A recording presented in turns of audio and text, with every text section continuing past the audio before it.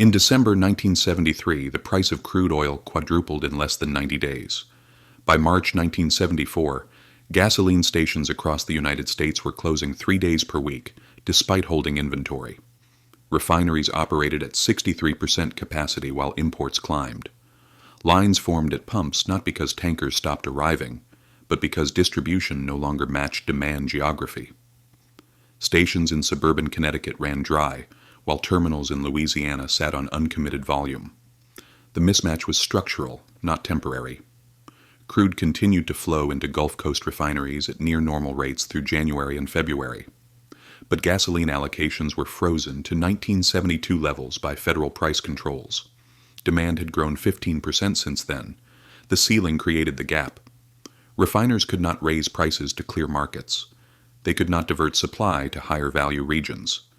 Margins collapsed on controlled products. The rational response was to reduce output and shift capacity toward uncontrolled goods. Heating oil, diesel for export, anything outside the jurisdiction. Price signals stopped functioning. Stations had no mechanism to signal scarcity. Consumers had no reason to conserve. Waiting in line cost time, not money. The queue became the rationing system. It was inefficient by design. The shortage was not a supply problem. The oil embargo began in October 1973. Arab producers reduced output by 5 million barrels per day. Global supply fell by roughly 7%. The shock was real but manageable under flexible pricing. The system was not flexible. Petroleum moved through a multi-stage supply chain: extraction, transport, refining, regional distribution, retail. Each stage operated under different regulatory structures. Import contracts were priced in spot markets. Domestic crude was capped at 1971 levels. Refinery throughput was allocated by historical formulas.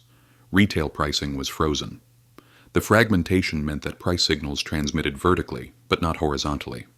A refiner in Texas could not respond to shortage in New Jersey by raising output for that market. Allocation rules prohibited it. The refiner's incentive was to minimize production of controlled goods entirely.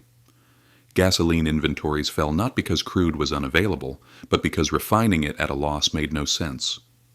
Refiners maximized production of residual fuel oil and petrochemicals, where margins remained positive. The market bifurcated. Controlled products vanished. Uncontrolled products expanded.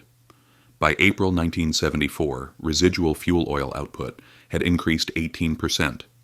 Gasoline output had fallen 9%. The aggregate refining capacity had not changed. The product mix had. Price controls did not reduce consumption.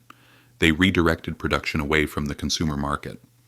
Drivers waiting in line were experiencing the result of rational optimization under constrained payoffs. Time replaced money as the pricing mechanism. The cost of gasoline was no longer expressed in dollars per gallon, but in hours per week. For many households, the marginal cost of acquiring fuel exceeded the marginal value of the trip itself. Consumption fell without prices moving. This shift hid scarcity from formal metrics. Inflation indices captured stable prices. Output data captured stable supply. What they did not capture was the growing coordination tax imposed on every transaction. Economic activity declined not because inputs vanished, but because synchronization became expensive. The federal government responded by layering additional controls: mandatory allocation rules, rationing coupons, emergency reserves. Each intervention added friction. None addressed the underlying distortion. The system grew more rigid as pressure increased. Independent refiners began shutting down. They could not source cheap domestic crude under entitlement programs designed for majors. They could not sell gasoline at competitive prices under retail caps. Exit was the efficient choice.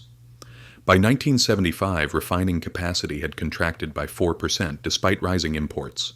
The consolidation was predictable. Smaller players lacked the vertical integration to absorb losses across the supply chain. Majors could shift profits upstream, through crude production, or downstream, through unregulated products. The regulatory structure favored scale. It penalized flexibility. What looked like an energy crisis was actually a liquidity crisis in the refining sector. Supply chains froze because marginal operators could not finance operations at negative spreads. Credit markets withdrew. The physical infrastructure remained intact. The financial incentive to use it did not. Consumers reduced driving by 8% in 1974. Not because gasoline was unavailable, but because acquiring it imposed time costs that exceeded the value of marginal trips. The Q was the price. It was simply invisible to inflation indices and economic models that measured only dollar costs. The real cost of the crisis was not the oil that was not burned. It was the hours spent waiting and the economic activity that did not occur because coordination had become prohibitively expensive. The system had enough energy. It could not allocate it. What appeared as energy scarcity was a coordination failure induced by frozen information.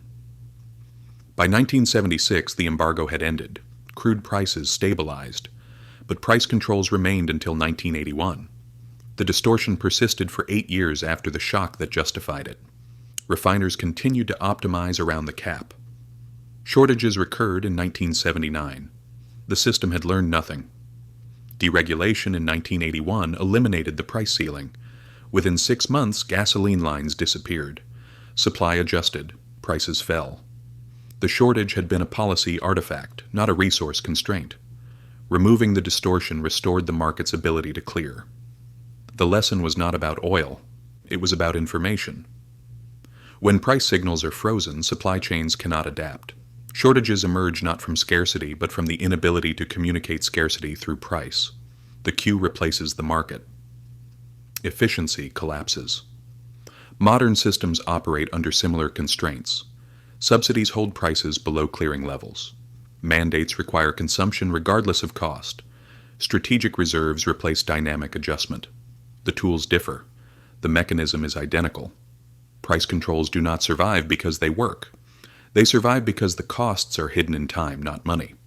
The line is harder to measure than the price. The system appears stable until it is not. Then the Q returns. Coordination does not fail because information is unavailable. It fails because the information is not allowed to matter.